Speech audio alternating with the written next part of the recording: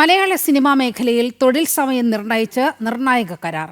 All Kerala film producers അസോസിയേഷനും ഫെഫ്കയും പുതിയ call sheet സിസ്റ്റത്തിനുള്ള കരാറിൽ ഒപ്പുവെച്ചു. 16 മണിക്കൂർ ജോലി എന്നത് 12 മണിക്കൂറായി ചുരുങ്ങും.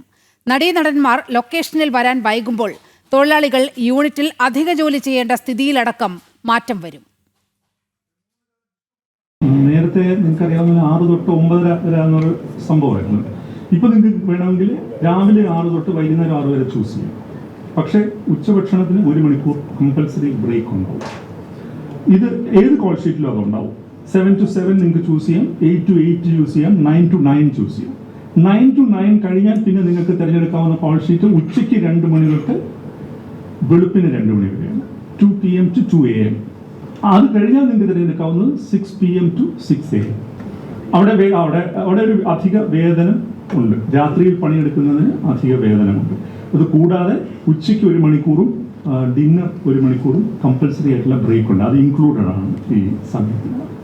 അപ്പൊ നിങ്ങൾക്ക് 6 മണിക്ക് ശേഷം വർക്ക് ചെയ്യണം 2 മണിക്കൂറെങ്കിൽ അത് ഓവർ ടൈം കൊടുത്തു കഴിഞ്ഞാൽ വർക്ക് ചെയ്യാൻ പറ്റും. കർശനമായിട്ടുള്ള ഓവർ ടൈം വ്യവസ്ഥ വന്നു. അതാണ് നോട്ട് ചെയ്യേണ്ട കാര്യം.